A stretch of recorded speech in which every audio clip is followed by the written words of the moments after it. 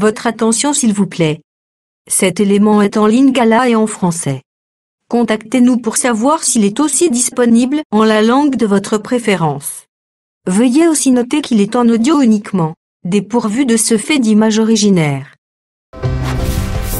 ChristEquality.com. Les cieux sont à la portée de votre main, juste par un simple clic de la souris. Évangileéternel.com. Conservation et partage de l'Évangile éternel. En collaboration avec l'homme de Dieu, le Dr Blaise Condé, vous propose de suivre cette présente rubrique pour votre édification spirituelle. Tous les enseignements du Dr Blaise Condé sont disponibles sur christequality.com/blaisecondé.html.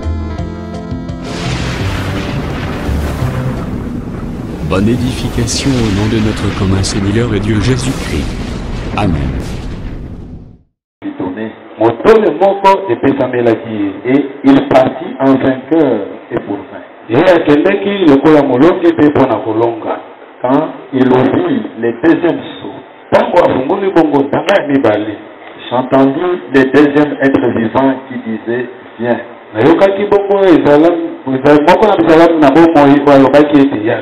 Et il sortit un autre cheval roux. C'est lui qui les montait, reçut le pouvoir d'enlever la piste de la terre.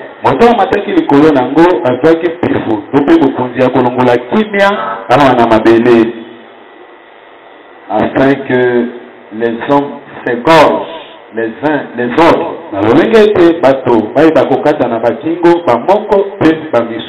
Et une grande épée lui fut donnée. Quand il ouvrit les troisième sceaux, j'entendis les troisième être vivant qui disait viens, j'ai regardé. Et voici paru un cheval noir. Celui qui les montait tenait une balance dans sa main.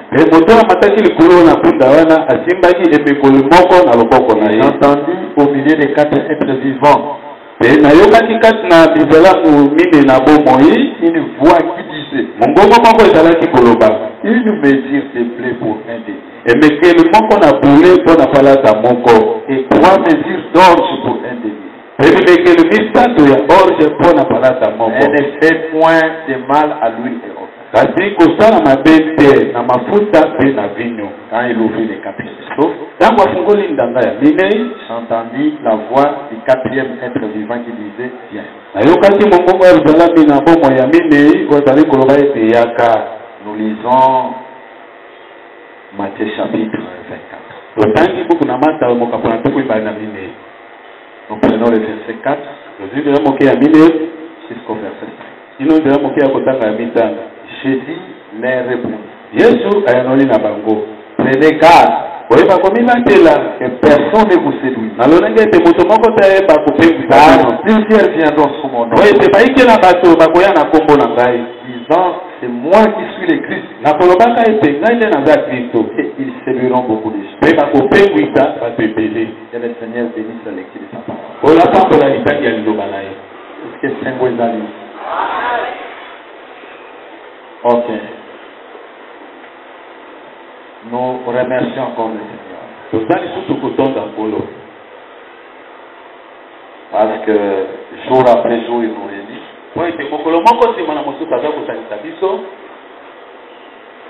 Par sa grâce et son grand amour.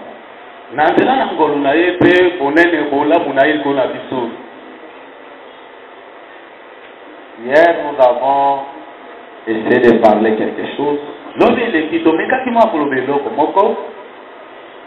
Dans Matthieu au chapitre 24.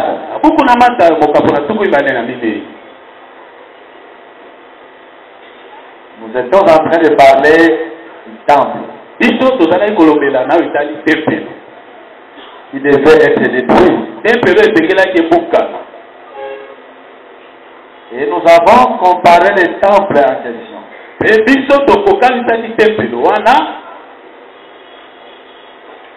Qui devait être détruit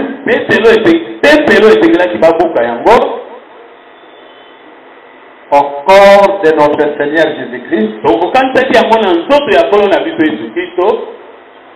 qui a été détruit à la croix de Golgotha. Mettez-nous un bon sang une fois pour toutes. Un bon sang. Un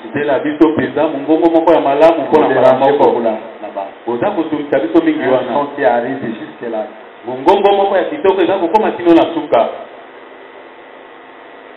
Ok. Et nous avons dit ceci. Dans Matthieu au chapitre 24.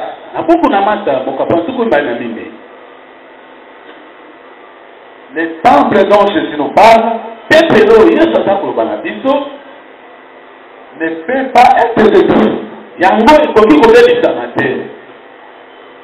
Si Jésus ne sort pas de ce temple. Et nous avons exhorté l'Église en disant une Église ne sera jamais détruite parce qu'en aucun jour Jésus quittera son Église. Est-ce que vous avez la vision? C'est total Isaki. Mwana Nzambe mokolo moko te akobebisamaka parce que Yesu akolongwaka kati na ye te. Tikete nkola pambola.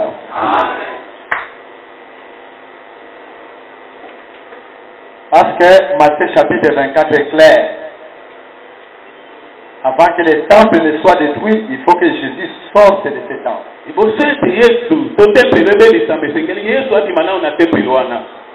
Même Israël. Si aujourd'hui Israël est détruit, il n'est plus appelé peuple de Dieu. Que nous avons pris sa place. C'est parce qu'il a rejeté son Messie. D'une autre manière, le Messie est sorti de cette maison. Mais néanmoins, nous avons ramené ce temple au corps de notre Seigneur Jésus-Christ. Nous avons dit le corps de Jésus. C'était Dieu dans sa plénitude dans ses corps. Et voilà qu'il est amené à et pour que ce corps soit détruit, il fallait que l'esprit sorte de ce corps. Et cette prophétie s'est accomplie à la croix. Quand Jésus a dit, Père, je remets mon esprit en tes mains. D'une autre manière, quand l'esprit sort de ce temps, c'est alors que Jésus était détruit à la croix. Est-ce que vous nous suivez? Maintenant, cette destruction de Christ. Nous sommes encore dans l'ordre. Nous avons dit, quand Moïse avait dressé les tabernacles, je suis dans Exode chapitre 40, la nuée est venue habiter dans les tabernacles.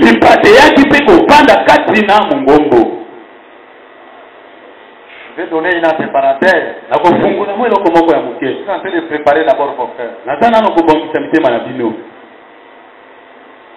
Et l'Écriture là nous dit, quand la nuée est descendue dans les tabernacles, l'homme Moïse ne pouvait plus travailler. Il ne pouvait plus entrer dans les tabernacles. Parce que Dieu lui-même était au service. Est-ce que vous comprenez? C'est même quand Salomon construisit les temples, écrit, Dieu était descendu des mêmes dans ses temps. Et quand Dieu était au service, les sacrificateurs ne pouvaient plus entrer. Donc il y a un temps où Moïse pouvait entrer, et un temps où Moïse ne pouvait plus entrer. Un temps où les sacrificateurs pouvaient entrer, et un temps où les sacrificateurs ne pouvaient pas entrer. Cette écriture nous instruit que si Dieu lui-même est au travail, l'homme ne peut plus travailler. Amen. Est-ce que vous comprenez? D'abord, le vrai tabernacle dans lequel Dieu est entré, c'était Jésus-Christ. Quand il sortit des eaux, vous allez remarquer, dès que Jésus sortit des eaux, que l'Esprit est descendu sur lui. Sous forme de la colonne, Jésus commença le ministère. Mais allez dans l'ombre. Si vous voyez la nuée, Dieu a entré dans le tabernacle, c'est que Dieu lui-même commence à travailler. Et quand Dieu a commencé à travailler en Jésus,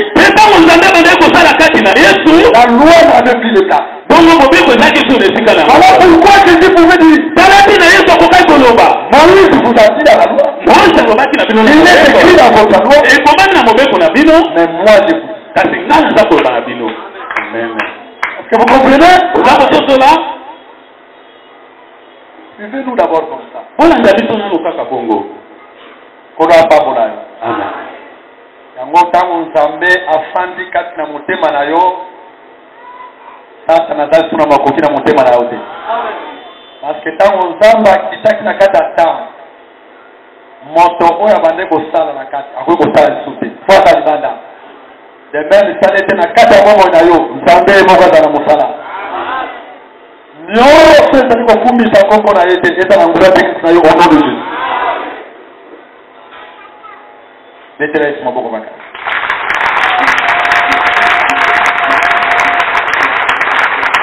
Suivez-moi attentivement. Les corps de Jésus, quand vous les voyez, c'est le type du véritable corps qui est l'Église. Donc quand Jésus marchait là, nous étions en Jésus. Parce que son corps est de l'Église. C'est même quand vous voyez, il descend dans ce corps. C'était tellement le type. Ce qui devait être accompli à la Pentecôte. C'est même à la Pentecôte. Dieu est venu entrer dans sa maison qui est l'église. Depuis la Pentecôte, Dieu est entré dans son église. L'homme ne peut plus travailler.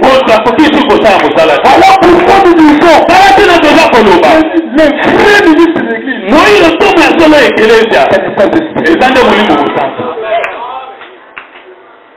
apôtre Didier Ndengaza, apôtre de sous tes bois travail. Il y a des étiquettes à Bamba. Docteur Jean-Pierre, apôtre de sous tes. Ministre beaucoup d'apôtre de sous attends. Il y a encore Paul à l'Omagiboye. Amen. L'éternel est son beau. Mais Paul est clair. Paul nous dit, c'est les saints sont de même les profondeurs de Dieu. Tout ce que nous pouvons pas, les mêmes des révélations. C'est lui qui sonde les profondeurs de Dieu, c'est le Saint-Esprit. Dans la véritable église, quand Dieu descend, moto akoki kokota lisusu te. Moto aza na mosala te, nzambe moko aza na mosala. Parmi nous, c'est Dieu qui est à l'aise. Est-ce que tu crois que c'est Dieu qui est à l'aise parmi nous? Azana mosala kati na biso. Alors, nous avons dit ceci. Bongo biso tolobaki boye.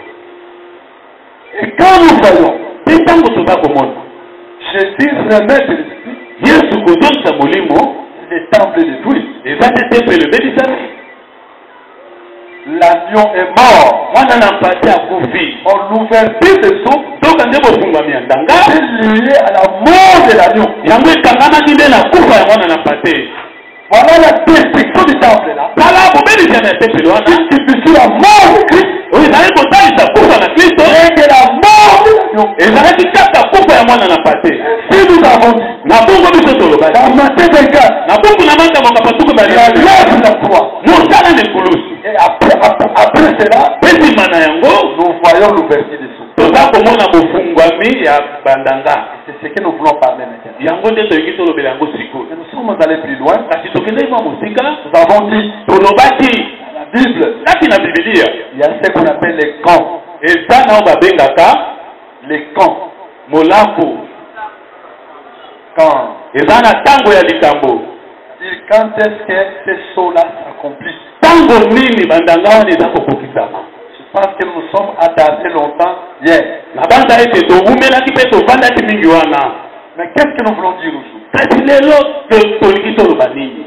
Il faut d'abord savoir que esengeli oyeba nano liboso ete les premiers sauts, ndanga ya liboso, les deuxièmes sauts, ndanga ya mibale, les troisièmes sauts ndanga ya mitatu et une partie du quatrième saut. mpe ndambo moke ya ndanga ya minei, Pas tous les quatrièmes sauts, mobimba na yango te oyo ya minei, mais une partie du quatrième saut kasi ndambo ya ndanga ya minei se place au temps de l'église. eza kotia mabongo na ngambo ya ekelesia. C'est-à-dire avant que l'église ne soit enlevée. elingi koloba ete liboso ete ekelesia emetolama. Parce que nous voulons parler sur les temps. po ete tolingi tolobela nayo esali ntango Placer chaque saut dans son temps. po ete ndanga moko na ntango na yango. Et après quoi, esima na yango nous allons prendre ces sauts-là que nous avons placés dans les temps. tokozwa bandango totiaki yango kati na batango. Nous allons les coller dans Matthieu chapitre 24. tokozwa yango mpe tokokangisa yango na buku na matambo kapatuku ibali na minei. Comment vous saurez ce que nous venons de dire maintenant? bokoyeba ndenge nini makambo toti koloba sikoyo. Vous allez remarquer, bokomona dans l'ouverture du premier saut, na bofungwami ya ndanga ya liboso il y a un être vivant qui dit, viens. ezala moko na bomo eza koloba ete yaka. L'ouverture du deuxième saut, bofungwami ya ndanga ya mibale un autre être vivant qui dit, viens. ekelamu moko na bomo eza koloba ete yaka.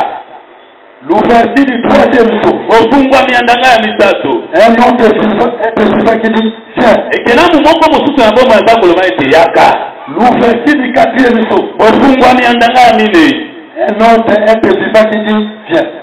bongo moko ekelamu na bomo eza koloba ete yaka. Mais dans le cinquième saut, kati na ndanga ya mitano sixième saut, ya motoba ainsi de suite, mpe bongo na bongo ces êtres vivants disparaissent. bakelamu na bomo oyo balimo baza lisusu te. C'est l'enlèvement de l'église. eza nde bonesolami na ekelesia. Et quand nous allons l'expliquer, mpe ntango tokolimbola yango vous allez comprendre. bokososola yango. On donne la bouquet. Écoutez, dans Apocalypse chapitre 22, toke bongo na buku ni mwanzembo kapona tuku ibali na mibali nous prenons les versets 16 à 17. tozinzela moke ya kotanga ya zomi na motoba mpe zomi na sambo. Moi, Jésus, ngai yesu j'ai envoyé mon ange atindi mwanze na ngai pour vous attester ces choses dans les églises. mpona atalisa bino makambo oyo kati na baekelesia. Je pense que nous avons expliqué ça la fois passée. na banda ete tolimbolaki yango baleki Il y a plusieurs églises, tala baekelesi ebele mais Dieu n'a envoyé qu'un seul ange. kasi nzambe atindaki kaka mwanze moko. Nous avons dit pas plusieurs anges. tolobaki bamwanze ebele te Nous avons expliqué ces anges-là. mpe tolimbolaki bamwanze wana Cet ange. tolimbolaki ange wana Il me l'a bien. Bien pour changer de caractère. Nde totalisaki ke ndenge bato mosusu bateya chaque église ange na ye, chaque église ange na ye, mais écriture etalisi biso boye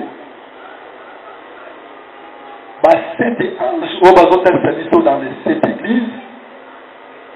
Soki toye na Apocalypse chapitre 22 verset 16 asali kaka ange moko. On s'appelle à Tindi, na l'église. Je pense que tant pour évoluer, pour comprendre. Et cet ange-là, c'est le Saint-Esprit. Et moi, je vois dans mon livre, N'a pas sabino entre parenthèses. Vous voyez, quand Jésus est en train de mourir, moi, il t'a oublié sur sa laïque au Koufa. c'est un pain qui est rompu. Et là, il dit pour le Boukanaki. Avant que Jésus ne meure, Il faut se dire ça pour fois. Jésus c'était un seul pain. Jésus a là qui caca dit par mon corps. Voilà pourquoi il pouvait dire, Dans la dîne, on va faire pour Koloba. je suis le pain descendu du ciel. Là, on a dans l'île pour Odina Nicolo. Dans Jean chapitre 6. Na beaucoup de gens m'ont appris à Motoba. Mais avant de mourir, La délibération n'a pas beaucoup fois. Jésus a manifesté un signe prophétique. Jésus a dit que le moment pour aller s'accoler. Il y avait plusieurs pains. Ma lipa, ma main pesala qui est belée. Pendant qu'ils étaient en train de manger, Oui, c'est Natango, Babo, Lia. c'est ce que l'Écriture nous dit. Yangonde, il commence à comprendre biso. Mais quand même il y avait plusieurs pains, Attends, ma main pesala qui est belée. Jésus n'a pris qu'un seul pain Jésus a dit que lipa moko. qu'il a élevé. Attends, pour la Tiango. Et c'est ce seul pain-là Fini pour un amoko kaka. qu'il a brisé en plusieurs mots. Abuka Tiango na biteni. C'est ce pain-là, Lipa wanande. Jésus l'identifie à son corps. Jésus a dit que yango na nsoto na ye. C'est pour dire quoi? Et ça pour la koloba nini. Tous les prophètes de la première alliance Basta kolinyoka ya boyokani ya kala. étaient des pains. Bazalaki bamapa. Mais parmi tous les prophètes, Katikati na basakoli wana un nyonso. seul qui les a élevés, Mosakoli moko kaka nde tigaki pour être brisé, oitabukana. c'est le Saint-Esprit. Eza nde koyo Yesu Kristo. Maintenant, le temps de la grâce, Bongo na ntango ya ngolu. c'est un temps où le pain est partagé. Eza ntango watu naza kokabula lipa. Cela veut dire quoi? Elingi koloba nini? Si quelqu'un a besoin de quelque chose, Soki moto aza na kosenga eloko moko, il ne manquera de rien. akosanga eloko te. Vous savez pourquoi? Oyebi mpo na nini? Quand la femme étrangère est venue Ntango mwasi mopayo yayaki. pour solliciter la guérison de sa fille à Jésus, Mpona koluka lobiko ya mwana ne ya mwasi epa na Jésus Yesu. a dit, je ne peux pas donner le pain des enfants. Yesu ayalolaki nakoki kopesa mapa ya bana te. Que le pain n'était pas encore partagé. Po ete lipa babukaki yango nano te. Cette femme qui était une femme de nation n'avait pas encore de part parce que le pain était unique. Mwasi oyo azalaki mwasi na bikolo azwaki nano eteni na ye te po ete lipa ezalaki kaka moko. Voilà, d'une manière prophétique. Tala na lolenge esakoli. Cette femme avait dit, Mwasi akebisamaki elle dira, akoloba mais les chiens kasi bambwa mangent les miettes. baliaka kaka Mais misika. les miettes, c'était un pain partagé. Bongo bamisika eza kaka mapo bakaboli ebukami. Pour que cette femme epo ete mwasi oyo puisse avoir la vie, ayeba kozwa bomoi il faut que Jésus soit partagé à la croix. esengeli yesu ayeba kobukana ekulisu Dans cette alliance, na boyokani oyo nous vivons le temps totakobika ntango où moko Jésus sauvera. oyo wapi yesu Même akobikisa les derniers lits, ata moponami ya suka oezami na suka parce kuna que le pain a été partagé. po ete lipi te ekobukana. Est-ce que vous nous suivez bien? ozakolanda biso malamu Voilà pourquoi après la résurrection, tala ntina wapitima na lisekwa comme le pain est partagé, lokola lipi ebukanaki Jésus pouvait se manifester yesu esengelaki amisalisa dans plusieurs endroits na bisika ebele au même instant. na ntango moko kaka.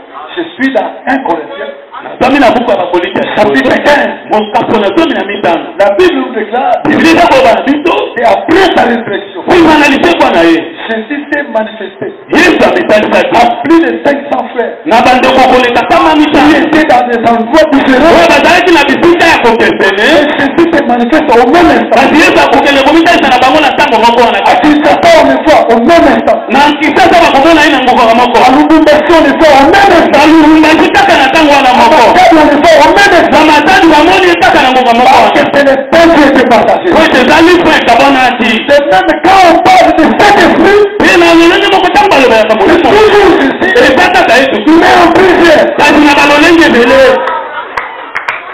Est-ce que vous comprenez? oza kososola. Betelezi maboko makasi. Wabongira lokumu, wabongira mpendo. Mais écoutez d'abord ce que nous disons. kasi kokana leloko biso tolingi toloba Nous évoluons au verset 17. biso toza kokoba nzela ya Et l'esprit, mpe molimo et l'épouse, mpe mwasi na libala disent, baza koloba viens. yaka Ouverture du premier saut. Ofungwami andanga liboso. Ouverture du deuxième saut. Ofungwami andanga mibale. Ouverture du troisième saut. Ofungwami andanga misatu. Ouverture du quatrième saut. Ofungwami andanga mine. Ce sont les 4 êtres vivants qui disent viens. Eza bikelamu na bomo mine eza koloba ete yaka. Donc selon cette prophétie, Kolandisa misakoli oyo. ces 4 êtres vivants Bikelamu na bomo mine yoyo. représentent l'esprit et le feu. Eza kotalisa kaka molimo mpe mwasi na libala. C'est là où nous avons dit Yango wana nde biso toloba c'est ete. le temps de l'épouse. Eza ntango ya mwasi ya libala. Nous allons évoluer, vous allez comprendre. Tokokoba mpe kokosotola. Mais quand nous avons lu sur l'ouverture du saut, Kasi ntango biso totangaki no etali bofungwami awa. Acte chapitre 5, Na buku emote mokapona mitano. nous avons vu que Tomonaki ete même ces 4 êtres vivants ata bikelamu na bomo mine oyo ont entre les mains des coupes bazalaki na maboko na bango batemi. qui sont les prières des saints. Oyo eza bongo mabondeli na basantu. Dire qu'ils représentent les saints. Eza mpona koloba ete bango baza kotalisa basantu. La manifestation de Dieu en 4 mains parmi les saints. Kotalisami na Nzambe kati na bato mine katikati na basantu.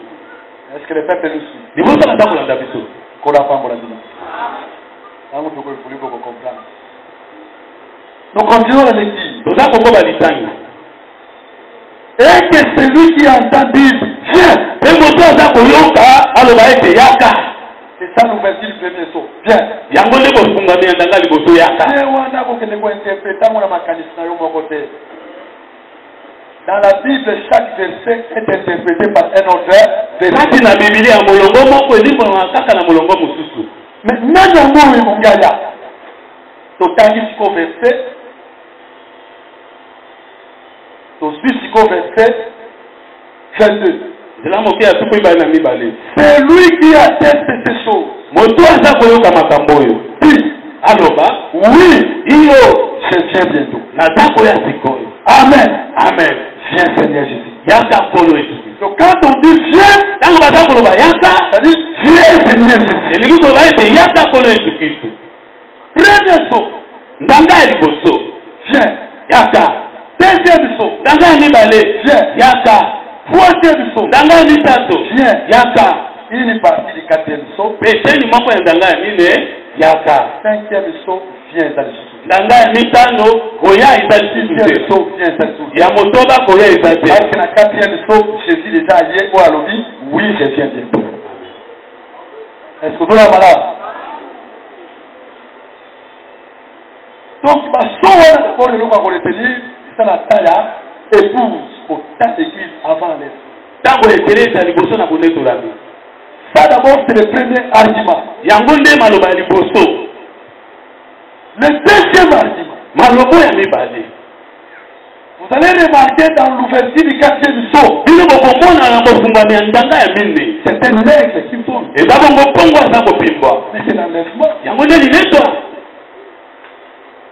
Nous irons même dans l'ombre, vous saurez, vous allez comprendre. Tokokenda tene elingi bokoyeba mpe bokososola. Écoutez, dans l'ouverture du quatrième saut, Yoka na bofungami ya ndanga ya mine. je suis dans Apocalypse, Azwami kaka na buku limoniteli. chapitre 6. Mokapo na motoba. Je prends le quatrième saut. Nazwi bongo ndanga ya mine. Verset 7. Nzela moke ya nsambo. Quand il ouvrit le quatrième saut, Ntango afungoli bongo ndanga ya mine. j'entendis la voix du quatrième être vivant Nayokaki mongongo ekelamu na bomo ya mine. qui disait viens. Wazali koloba yaka. Mais le quatrième être vivant, c'est qui?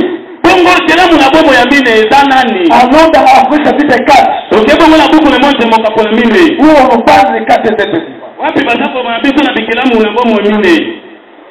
Je prends Apocalypse chapitre 4, Nazwi bongo buku lemonte mokapo na mine. à partir du verset 8. Nzela moke ya kotanga ya mwambe. Bien, nous commençons justement au verset 9. Tokenda moko na nzela moke ya Donc, verset kotanga. 7, s'il vous plaît. Nzela moke ya sambo bolimbisi.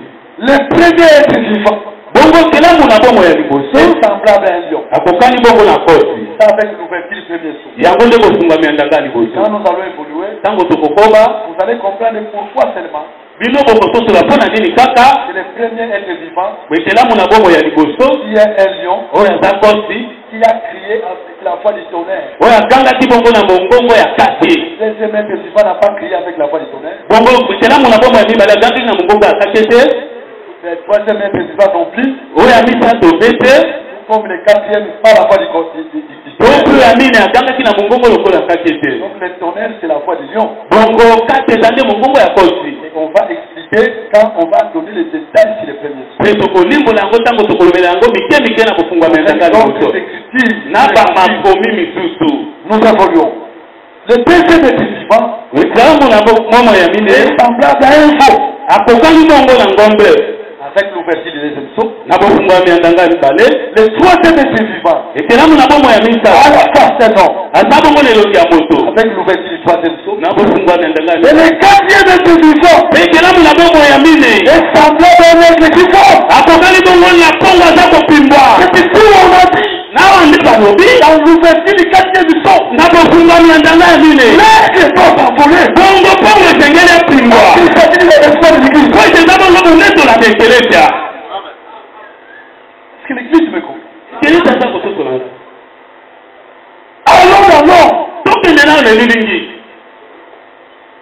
Parce qu'elle a sorti po ete bopindi d'Israël de l'Égypte. ya mobili israeli ezipi C'est le type aussi de l'enlèvement. eza mpe elilingi ya linetwa Parce que vous allez remarquer avec moi, po bokomona elongo na ngai c'est quand Israël devait sortir, ntango israeli esengelaki abima il devait sortir avec un mort. esengelaki abima na mokufi moko Avec un mort, ezalaki na mokufi moko il y avait les vivants. ezalaki mpe na bomoi Parce que l'écriture nous dit, likolo ezakoloba na biso en Genèse 50, na buku lebimandemoko pa tukumita il est dit, lutasi nde aza koloba le yango jour où vous sortirez, mokolo oyo bino bokobimaka sortez libela aussi avec mes os. bobima mpe na mikuwa na Il ngai y a les os des morts, ezalaki na mikuwa ya mokufi les ossements des morts, mikuwa ya et mokufi les vivants aussi sont morts. pele bakufi bato ya bomoi mpe C'est bazalaki ce que Paul a dit. yango nde mpo nalobi Le jour de l'enlèvement, mokolo na le lineso mort en Christ restera que des morts. bato bakufi kati na solo bakosekwa nano Et liboso ensuite, nous le vivons. mpe biso bao tokozala bomoi Est-ce que vous comprenez bien?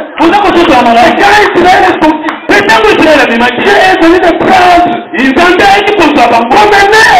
lokola kongo Voilà avec Israël. kopimba lelongo na bango C'est israele nous le quatrième soir. yango nde bofungwama ya ndanga ya minei Oh, c'est là. wakati wana C'est là que la prévôt. eza nde mpongo aza kopimbwa C'est que c'est là. oyo ezalaka Ah, Israël. ekokoma mpe Est-ce que l'église me comprend? eglise eza kososola ngai Très bien, je me comprends.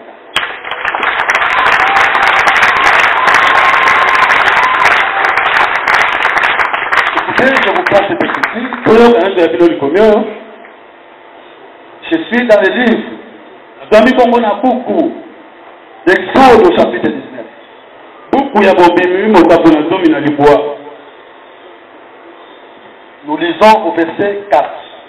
totangi nzela moke ya mine Vous avez dit bino bomonaki ce que j'ai fait à l'Égypte oyo ngai nasalaki na ezipito et comment je vous ai porté mpe lolenge nini namemaki bino sur des selles d'aigle na mapapu na pongo et amené vers moi. mpe bomema epa na ngai Donc l'aigle a comme mission pongo pongo aza na etinda de nous porter ya komema biso et nous nous amener pas n'importe où. mpe komema biso bisika nyonso te Là où habite l'aigle. wapi mipai mipepe ezali Et selon Job, mpe kolakisa mayobo l'habitation de l'aigle, bongo bovandi na pongo c'est la montagne. eza nde likolo na ngomba C'est ainsi dans l'ouverture du quatrième saut. bongo na kofungwami ya Quand ndanga on voit l'aigle qui vole, ntango oza komona pongo aza c'est kopema ce qui viendra nous prendre eza nde nkolo akoya kozwa et nous biso amenera mpe akomema biso dans les ciels. kuna na C'est likolo l'enlèvement de l'église. yango nde lindeto ya likelesi Voilà pourquoi là, tala mpina wana kuna on dit viens et c'est tout. Et dans le quatrième saut, c'est l'enlèvement. baza koloba ete yaka mpe soki wana pesa ndanga nini eza nde lineto Je vais revenir là.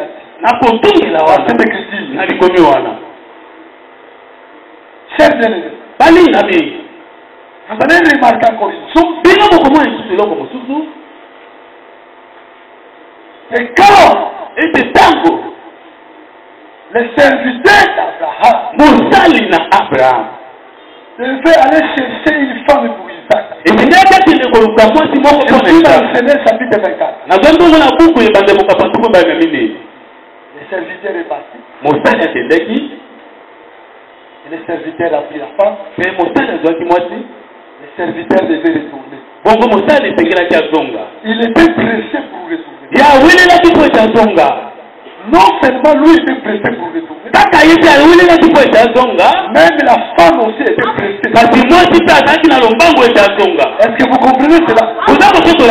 C'est-à-dire, le désir de la femme était de voir vivre le mari.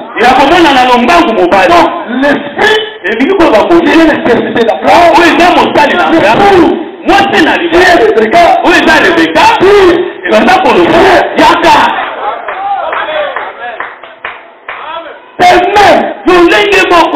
Quand le Saint-Esprit est fini de faire la Pentecôte, la mission du Saint-Esprit,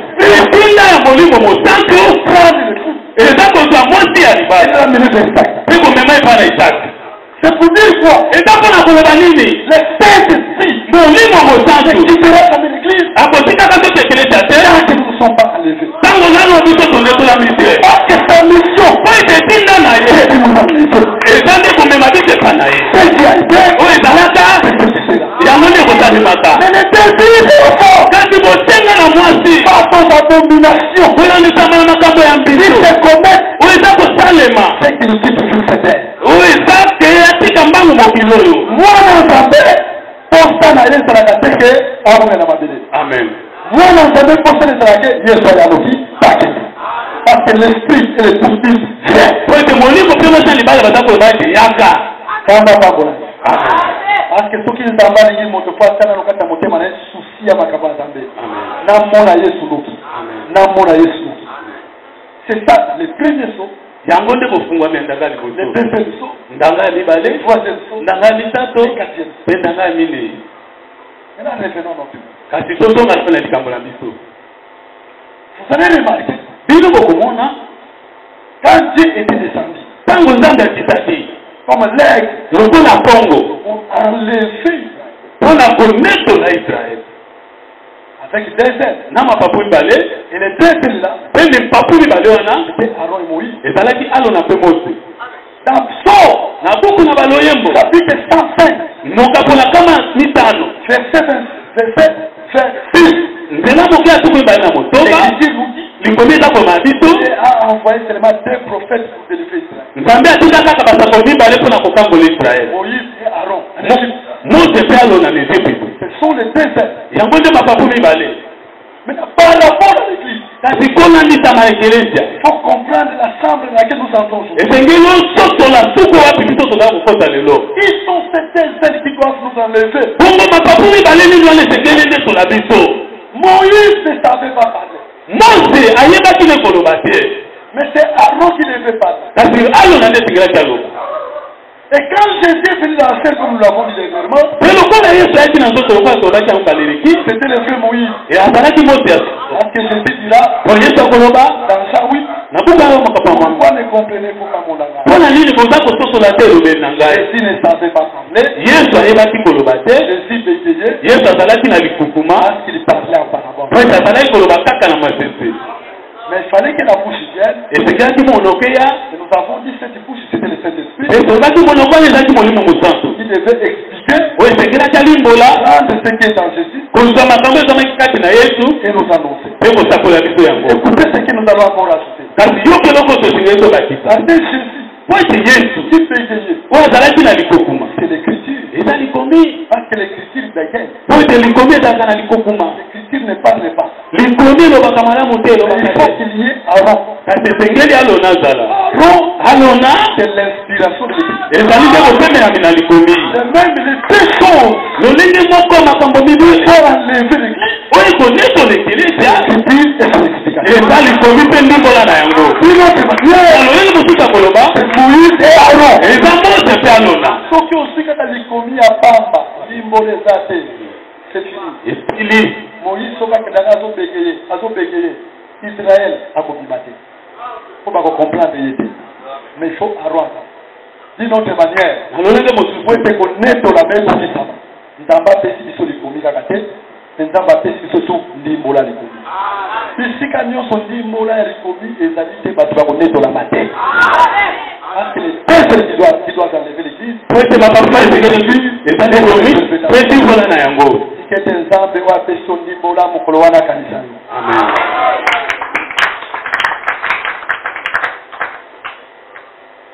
Mukolo wana omona ye parce que vous pouvez grâce à Dieu. Alors, donc, nous sommes en train jusque-là de situer Iso wana tozana na côté misa. le temps du premier saut, Tango ya ndanga liboso. le temps du deuxième saut, Tango ya ndanga le libale. temps du troisième saut, Tango ya ndanga mitatu. une partie du quatrième saut. Pendambo to peteni moko ya ndanga ya mine. Vous avez compris que Otosoni ete. la première partie du quatrième saut, l'église est en bien. Peteni moko ya ndanga ya mine ekeleze ndetolami. Je sais pourquoi j'ai dit tout ça. Na yebi pona nini naza koloba nyonso Nous wana. allons expliquer, vous allez comprendre. Tango tokolimbola bokososola. Un autre argument c'est lequel? Maloba mosusu ya koloba eza nini? Premier saut. Ndanga ya liboso. Quelqu'un est monté sur un cheval, c'est un cavalier, on ne donne pas son nom. Moto moko amataki likolo na punda momati punda bapesi kombo na ye te. Et d'autres gens font spéculer. Mpe bato misusu bakokende komanyola. Cet homme, c'est Jésus. Moto wana ende yesu. D'après quelle église? Mpona ntama likomi nini? Parce que les écritures doivent s'interpréter elles-mêmes. Po ete makomi esengeli limbo na makati na yango. Le deuxième cavalier avec l'ouverture du deuxième saut, on ne connaît pas son nom. Mpe momati punda ya mibale na ndanga ya mibale bayebi te kombo na ye te. C'est un mystère. Eza libombali. Dans le premier saut, celui qui est monté sur vous, il est encore mystère. On ne connaît pas son nom. Na ndanga ya liboso moto amati likolo na punda eza libombali po te kombo na ye Dans le epesaki te. deuxième saut, Na ndanga ya mibale il est encore mystère. aza pe kaka On libombali. ne connaît pas son nom. Kombo na ye eyebani Dans te. le troisième saut, Na ndanga ya misatu celui qui est monté sur le cheval, moto amati likolo na punda cavalier, to mpe momati on ne punda connaît pas aussi son nom. kombo na ye mpe eyebani te. Un mystère. Aza kaka libombali. Deuxième saut, mystère. Ndanga ya liboso libombali. Ndanga ya mibale libombali. Ndanga ya misatu libombali. Quatrième saut. Ndanga ya mine Quand l'église est enlevée, ntango kelese mo enetolami son nom c'est la mort. kombo na ye esalisami ete kufa. Nous comprenons. Oh! toza kososa maboko C'est ete lui qui était sur le premier saut. moto azalaki koya ndanga ya liboso C'est lui qui était sur le deuxième saut. oyo amataki Les cavaliers. momati punda Dans le troisième saut, na ndanga ya misatu la personne qui l'a empêché de se manifester, c'est l'église. moto moto apekisaki etamisali ezalaki te Quand l'église est enlevée, ntango kelese enetolami on comprend que c'est la mort. kososa maboko ete ezalaki nde kufa. C'est clair. eza polele. Amen. Est-ce que vous comprenez bien? oza kososa malamu Ceci prouve encore yango eza kondimisa que biso l'humain est au niveau du quatrième. ete line tozali na nzela ya ndanga ya mine. Je vous prends l'écriture, Pierre le dit. naza kozela bino likolo mpe toza koloba 1 Thessaloniciens, tesalonike ya mibale chapitre 2. mokapo ya mibale Beaucoup de choses qu'on doit dire là. eza makambo nzela moke ya sambo Car le mystère de l'iniquité po ete libombani ya mbindo ainsi déjà, eza kosala il faut seulement esengeli kaka que celui qui les retient oyo eza kokanga ye nano est disponible. ayeba na kolimwa C'est l'église eza te ekelesia qui retient oyo eza que kosimba l'antichrist ne soit pas manifesté. ete motali motelemele kristo abima Dans na le moto quatrième saut, na ndanga ya mine quand l'église est enlevée, ntango ekelese netolami il est manifesté. kongo ya monisami Est-ce que l'église comprend bien? ekelese eza kosusa malamu. Voilà pourquoi nous disons. tala te na toza koloba Les cavaliers du premier saut, momati punda ya ndanga ya liboso ce n'est pas Jésus, eza yesu te c'est la mort. eza kufa. Les cavaliers du deuxième saut, momati punda ya ndanga ya ce mibale n'est pas Jésus, eza yesu te c'est la mort. eza kufa. Les cavaliers du troisième saut, momati punda ya ndanga ya ce misato n'est pas Jésus, c'est la mort. eza yesu te eza kaka kufa. D'une autre manière, na lolenge mosusu ya koloba quand nous voyons les quatre intervivants, ntango toza komona bizali na bomo nous nini voyons le temps de l'épouse, toza komona ntango ya mwasi ya la libala présence de l'église, bozalisani na ekelesya à côté de lui, kasi pembeni na ye il y a les cavaliers qu'on appelle la mort. eza na momati punda moko baza kobenga ye kufa. Quand nous avons l'homme expliqué, vous allez comprendre. ntango tokolimbola bokososola Donc ces quatre chevaux ebongo bangombe mine bapunda mine oyo ont pour mission baza na etinda d'ôter la vie. ya kolongola bomo Parce que c'est la mort. po eza nde kufa.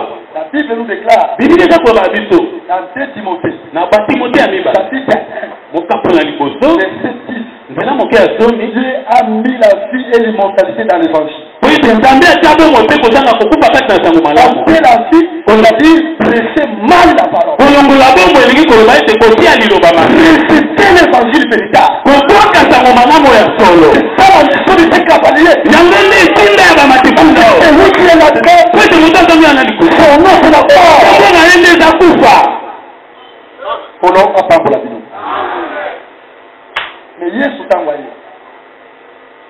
Dans Jean chapitre 14, alors je suis la vie. Et dans Apocalypse chapitre 1, alors dit que je tiens entre mes mains les clés de la mort et les séjours des morts. Pour dire que ce cavalier-là, ce n'est pas Jésus. Le cheval blanc dans la Bible, ce n'est pas Jésus. Toute lumière dans la Bible, ce n'est pas Jésus. Tout aigle dans la Bible, ce n'est pas Jésus. Tout lion dans la Bible, ce n'est pas Jésus. Même les diables aussi rôdent tout autour de nous comme un lion. Il faut faire la part des choses. Est-ce que tu comprends voilà? Qu'on l'a pas pour nous. Quand on va dire que Nzambe a formulé le lobati que ta formulé pe makamono nyonso. Quand on longwa mona makamono nyonso fongamo nuri Jésus. Écoutez, yoka. Quand vous faites ce qui vous dit, prenez ça. Le cheval, c'est un cheval de blanc. Deuxième saut. Le cheval, c'est un cheval de rouge. Troisième saut. Le cheval, c'est un cheval de noir. Nous allons vous parler de ces choses. Dans les détails. Le quatrième saut.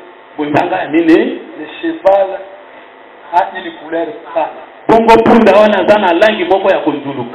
C'est le mélange de toutes les premières espèces.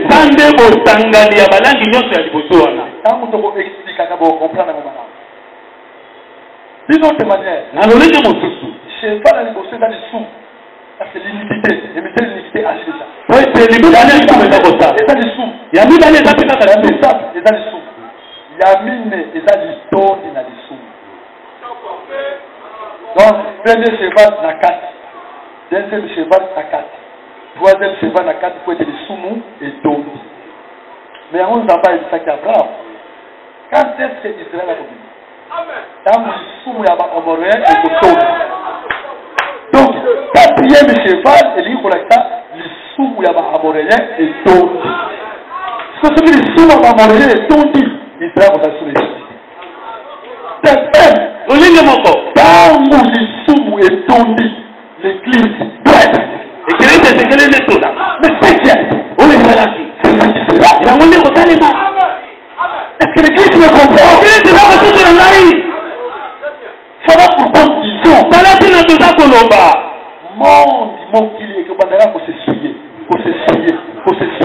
Parce que si le lobby, c'est lui qui s'essuie, c'est si encore. Au fur et à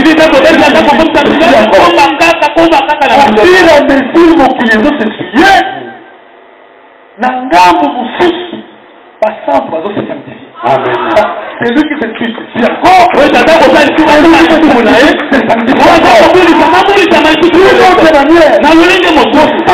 solo. Ce qui manquent, Pembe là, ils ont s'essuyer vite. Il y a un gars pour aller, ils ont se sanctifier vite. Mais c'est ça l'écriture. Il y a un modèle commis. Bon, dans le moment qu'il est essuyé, puis les sous-mots est tombés. Mais passant, tu vas te sanctifier, va comme la perfection.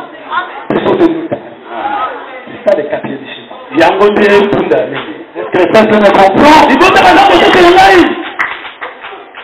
Genèse 15. Beaucoup ne vendent pas peur. Quand l'iniquité des amoureux, quand le fou est à mort, il faut Israël. N'a flashé de nos moutons. La 4 Matthieu chapitre 24, vous remarquez, Jésus a lobby, après a commis l'écriture pour ça, l'iniquité sera accrue. Et la charité du plus grand nombre serait refroidie. Si loin dans Matthieu 24, c'est l'ouverture du 4e saut. Quand vous devez expliquer, vous comprendrez.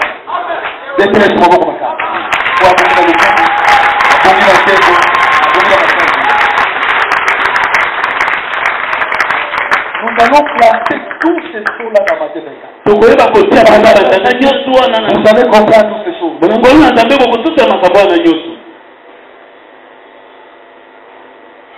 Yango nde obabengaka molili utwe komi makasi na mokili. Yango komona ntango Israel azobima. Israel abimaki na Israel abimaki na C'est-à-dire la nuit, au milieu de la nuit. C'est C'est que l'Écriture nous dit. Sur le 12. Amuzambe na minui wana akiko frappé par la nyonsa liboso ya Égypte. Pharaon a retenu les suspects. Bomba. Na minui. Et ce qui a été dit, c'est que c'est là. Minui et la kisaka biso wake molili komi makasi na moki. Tout comme midi et la kisaka la grande lumière. Minuit et l'immense iniquité comme à son corps. Et tout me comme il a dit na yango. Un autre jour ici, nous avons parlé sur les 4 veilles. Il y a une écriture dans qui est dans ce livre. Et Jésus doit revenir dans 4 veilles. Il y a la première veille de la nuit. La deuxième veille de la nuit. La troisième veille de la nuit. Et la 4e veille de la nuit. Ceux qui nous ont suivis, nous avons expliqué les 7 phases. Nous avons dit que la première veille de la nuit commence quand le soleil se couche. Et nous devons voir Jésus venir. Et le soleil s'est couché à la pointe de Golgotha. Et dans cette nuit, la première veille, Jésus est venu à la Pentecôte. Parce que le même qui est monté, c'est le même qui est descendu. Mais la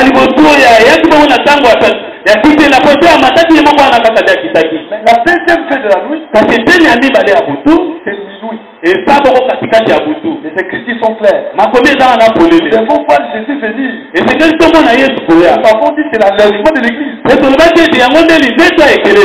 temps où les fiers du Star sont entrés dans la salle de noces.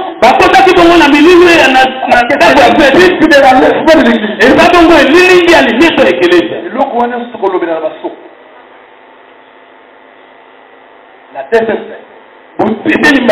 La troisième veille, on appelle ça le chant du coq. C'est le temps où les 2 coqs viendront en Israël et besoin comme des coqs pour annoncer le lever du soleil. Et après l'enlèvement de l'église. La 4e veille, Jésus qui retournera en Israël. Avant cela, aucun coq des coqs puisse parler déjà de sa venue et des besoins comme Jean-Baptiste aussi a parlé de la première veille.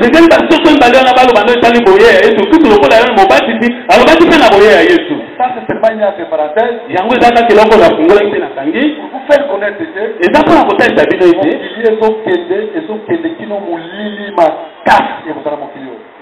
molili ona zolobela ausili makamba mabe ko balobakisa makasi tango makamba mabe ilikite kuna son corps ndenge bozomona mangomba ekokufa te mangomba elokute ko bota parce que mangomba oyo eza livré matiti mabe livré obi livré balonaka ngo na butu parce que bible elobi tango moi ezali nzambe ayekolo na ble Matthieu chapitre 13. C'est-à-dire, les wana nzamba lobi c'est-à-dire bana na ye. Donc bana na ye va bota dans la lumière. Et la lumière ici dont nous parlons, c'est l'enseignement véritable. Et pour le temps qu'on va étaler la situation solo. Parce que Proverbe 6:23 nous dit que l'enseignement c'est une lumière. Oui, c'est beaucoup dans ma société qu'on va dire la situation solo. Mais quand vous passez là, les baïboles on a ifré. C'est ifré à boire kaneka pole. Parce qu'il y a botamina moulili. C'est même un bon bagnon, ça m'a fait bozo mona. Et qu'on accepte jamais la lumière de la parole. Parce que ma lona mina moulili. Elle était à ma bé. Pas dans l'ensemble, on va dire ma bistika wana. Il ferait, et qu'on a déraciné, c'est quoi le tête? Bah, quand tu l'as mal dit, ma bé, c'est quoi le tête? Ma camoula ma bé na mon kili. Et qu'on va le botamina na mon kili. N'est-ce pas même la loi mosusu dans les pays occidentaux mobali na mobali bakobana ezanga na moke ekobakisa balisusu ino unité bonge koma à son corps tozomona bato bazokoma na place bazokisa na place ya Jésus mangomba ainsi de suite le coupé mosusu boye kobotamaka parce que molili bonge koma makasi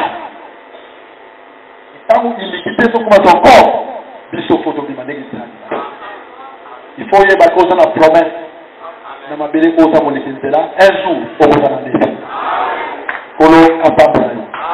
Donc on comprend en fait. Premier saut, deuxième saut, troisième saut, quatrième saut, quatrième saut, c'est l'état de l'église qui nous donne la monnaie de l'eau. Dans l'église, on a d'abord temps avant de voir le détail.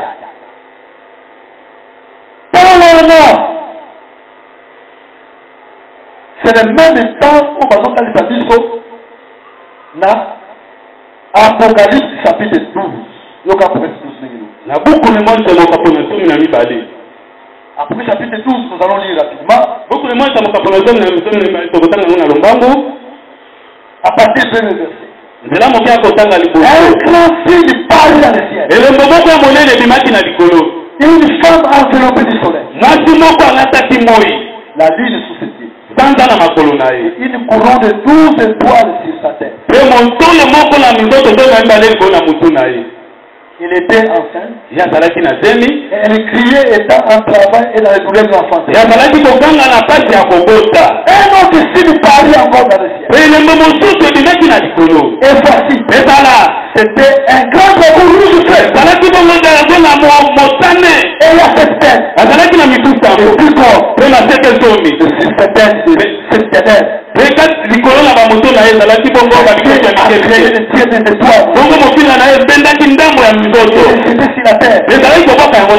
dragons s'éteignent devant la femme qui allait enfanter afin de dévorer son enfant lorsqu'elle aurait enfanté. Il enfanta un fils. Il doit perdre toute une nation avec divers effets.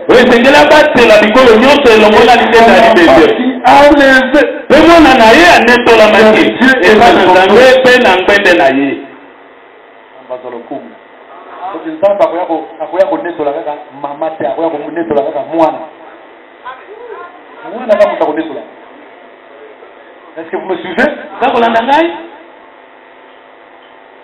vais vous donner un exemple dans la Bible.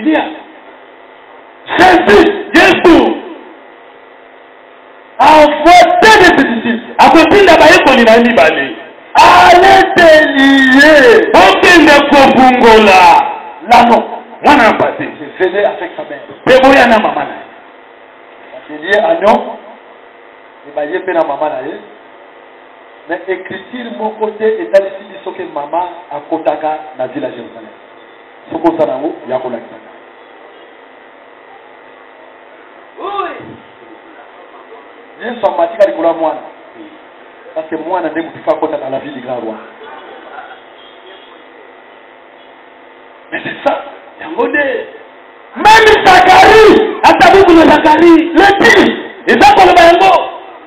C'est Zacharie qui précise. Et dans les Zacharie, comme la tic-tic, Jésus est monté sur un anneau, il ne voit même pas la mer. Et est entré avec le petit. Yes, on m'a dit qu'il connaît la poule de la moquette. Quand tu me comprends la poule de la moquette. Et c'est ça, il est petit. Yes, il va faire la bayango. Sorti. Comme le cola banane c'est beaucoup de beaucoup. C'est pour dire que au lieu ça beaucoup d'aller dans beaucoup de fois dans la moine. Parce que Jérusalem, d'une autre manière. Dans le lit de mon sousou, c'est l'image aussi du ciel. Et ça c'est l'île qui est là. C'est la ville du grand roi. Et ça ils vont même continuer. Mais on a recompte. Il faut à la moine. Moi, je dis que c'est la nouvelle naissance. Okota mayasika. Soko kota mimbata. Mbala mi balete okota te. Nikodema lobi na so mesule ni pour maman tona bota bandeli. C'est-à-dire on a comme mwana te akokota te. Ça c'est le plein naissance à moi. Deuxième sens à moi c'est l'humilité. Le lenge mi balé akoloba moi neza ko bikitisa. Chapitre 18. Beaucoup na mata mo ko personne na moi. Ceux qui vont commis humble le kola bana bitete. c'est l'humilité. C'est-à-dire, nous avons compté dans vos contrats de colo pour avoir la commis qui s'est le banzambé. Attaque ou le combo ya makasi ya sali. Les soka qui le banzamba le bizambe bibi sangai. Amen. Mutabongo tambako yeli. Les tres maboko makasi. Qui est colo avec son tema ya mwana. Okambamaka. C'est lui qui fit dans le vie, c'est le fils. Est-ce que vous comprenez, cher bien-aimé? Maintenant, maman, akangolami. Na mwana, akangolami. Mais, na bokota. Kaka. Mwana mutakoti. Libre la famille. Nzamba akobenga batu. Akopesa guérison. Akopesa délivrance na mutu nyonso. Mais pour nous d'accord, il faut comme moi. Mon ata yedi zambete ayete zambe pas guéri. Ayete zambe pas délivrer. Zambe pas petite solution à problème là. Mais ce qu'a comme moi na té à beaucoup de té. Ce qui a condamné mon tamasikate. Té a mis ici là dans zambe té à Jérusalem à beaucoup de té. Si quelqu'un colo a fait son macoki a commis quelque chose de très bon. Il y a moins de temps de faire pour changer. À ta vie, na malade. À ta petite solution à problème na ngai. Mais souci na ngai ko faire ça. Na taka yo banayo. Amen. Est-ce qu'on dit le voilà ngai? Amen. Aka nemo so ka bo tikete to ba ba to maka. Amen. Est-ce que vous voulez que tu puisses comme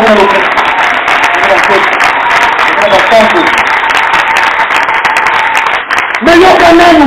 Bibe. Unandawa. Les travaux pour son plus grand problème. C'est que cette femme, quand elle enfante, que je dévore le fils. Son plus grand problème, le plus grand problème de Satan, c'est de dévorer le fils. Vous savez, le fait que le fils aimé c'est un signe d'enlèvement. D'une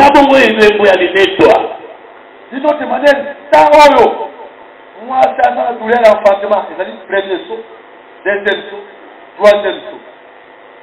Moi, je suis en quatrième saut. Et qui finit sur la nuit? Dragon a dit pour saut, il y a moi qui haut. C'est-à-dire, premier cavalier, deuxième cavalier, troisième cavalier, quatrième cavalier.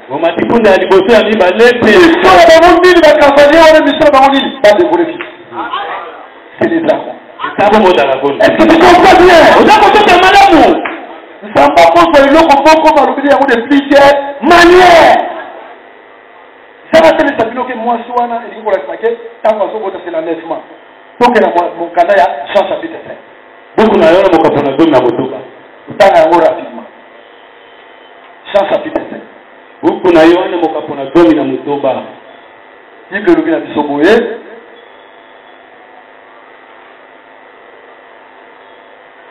OK. Tondi. Tanga likomi moko. Ami balobi misatu verset 21. La femme lorsqu'elle enfant. Zela mokia tuku baina moko. Moi si c'est la trouve de la tristesse. Azaraka na mawa. Parce que son aile est venue. Mais tango na ekoki. Mais kasi lorsqu'elle a donné le jour à l'enfant. Tango ya boti mwana. Elle ne se souvient plus de la souffrance. À cause de la joie qu'elle a de ce qu'un homme est né dans le monde.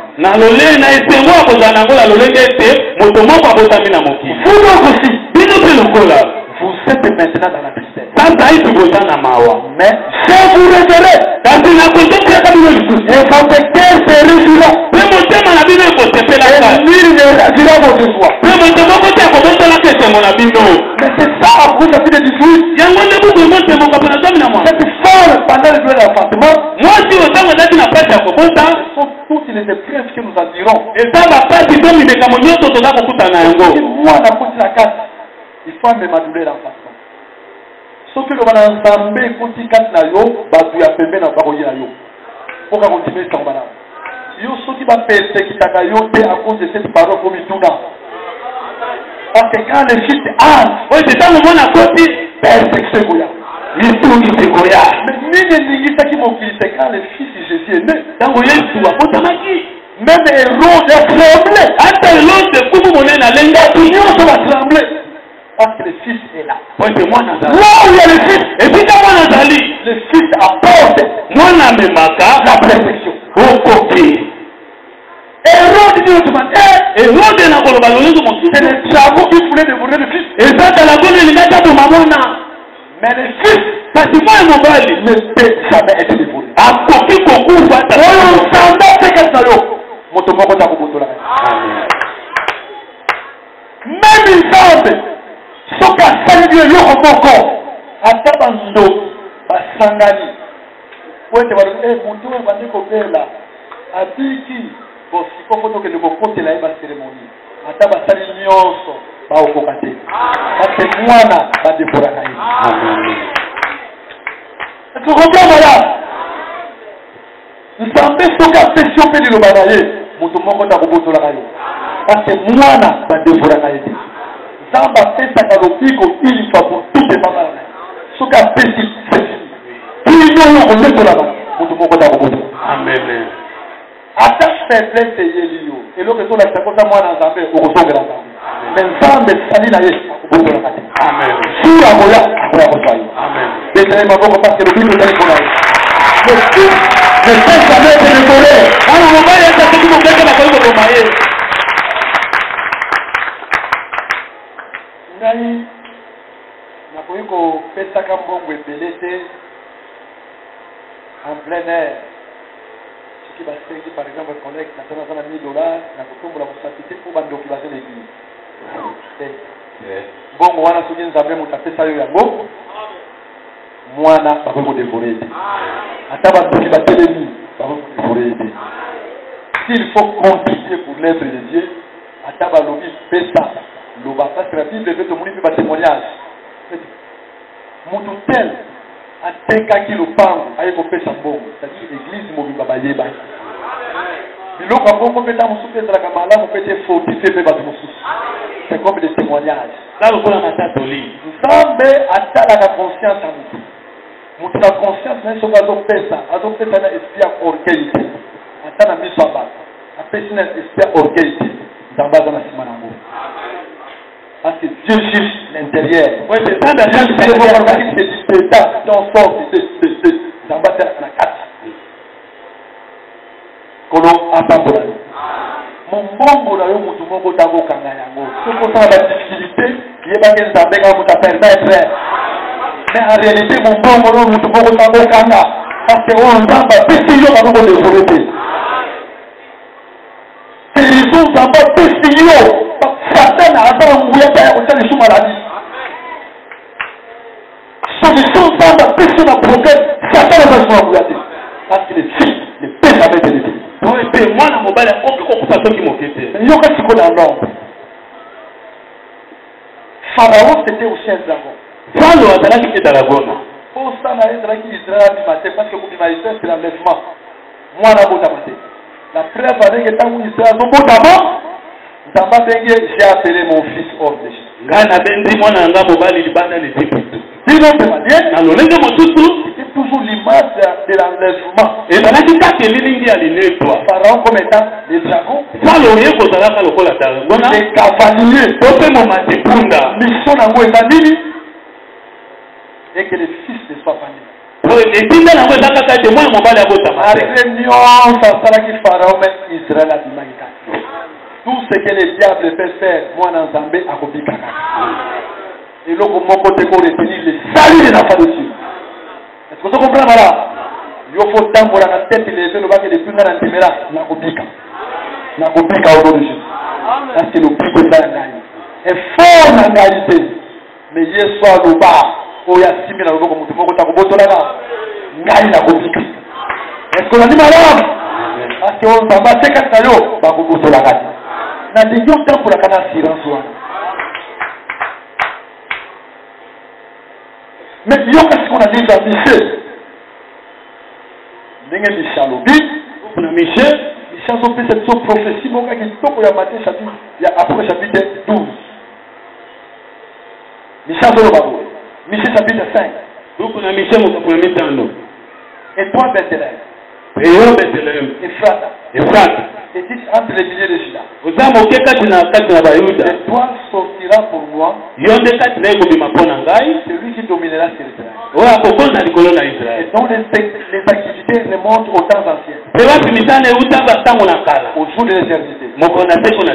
Cette partie de la prophétie s'accomplit quand Jésus est né à Bethléem. Ils ont la continuité. C'est pourquoi il les livrera.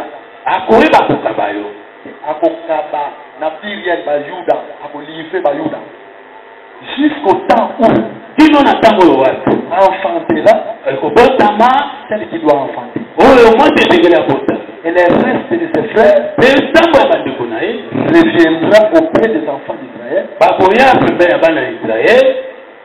Dieu se présentera et gouvernera avec la force de l'Éternel, avec la majesté du nom de l'Éternel. Mais l'écriture est claire. Ceux qui m'ont donné prophétie et qui savent que Dieu soit posé dans la Bethléem, c'est à couronner directement l'Israël. Avant d'arriver dans Israël, il faut aller livrer en Israël. Maintenant, on ne peut pas livrer Israël. Si m'a livré Israël, il faut moi aussi à robot d'abord. C'est l'église. C'est l'église. C'est comme ceux qui m'ont dit à bon donc. C'est à moi qui est à bon ça va rester Israël. Ceux qui disent aux gens enlever. Si maintenant, ça va exister sur Israël, pour être gouverné sur Israël. Est-ce que vous avez compris? Tout donné. Vous avez un nègre à Bosso Yoka. Ndenge tolobaki mokola liboso ndenge nyonso kotambola ndimaki dans la parole ya tout. Yoka na tango ya verset. Actes des apôtres. Itala batuma. Chapitre 13. Mokapo ya 13. Nous allons lire suite. Tokotanga yango na lombangu. Parce que nous sommes presque à la fin de notre vie. Oite tokomi na suka ete na biso. L'Écriture nous dit ceci. Il commence à voir sont les paroles de Jacques, c'est Acte 15. Verset 13. L'Écriture cessait de parler. Jacques prit la parole. Et dit, homme frère, il m'a raconté. Comment Dieu a d'abord jeté les regards sur les nations. Il dirait un peuple qui porte son nom.